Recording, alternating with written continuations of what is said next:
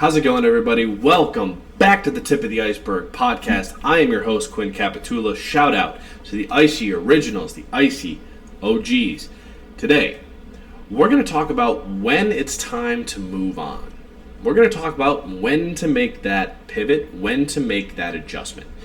This has become pretty prevalent as a business owner when you understand or you start to realize that unfortunately you can't necessarily do the same things you've done forever. You can't work with the same people you've worked with forever. It'd be cool if you could. However, a lot of things change. And when people start to not necessarily deliver, whether they're employees, clients, friends, whatever that is, the bare minimum of what's expected of them or just aren't meeting expectations, which of course expectations are the thief of joy. However, if it's something that's important to you, it's not always possible to avoid expectations. Sometimes it's clear that they have objectives or certain things that you want them to do or almost need them to do in a certain way because it's vital to you and your survival. However, it's not, your needs aren't being met, your wants aren't being met, right? And it's important to know when it's time to cut.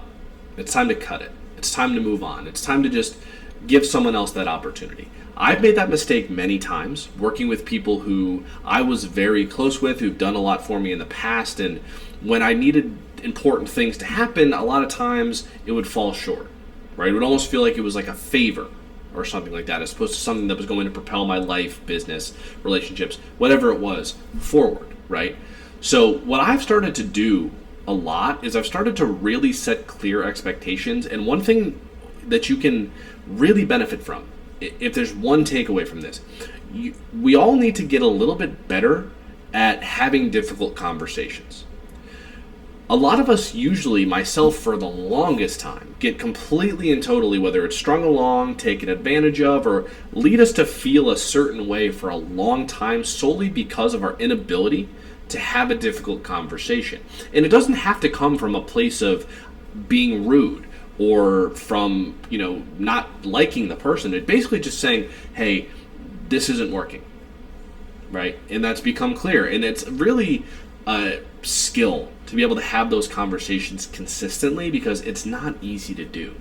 And it's if you are and when you're able to do that, you're going to be able to walk away from situations or end situations that aren't serving you, because that moving on from that person, situation, partner, whatever it is going to open the door for the next thing that's going to propel you forward.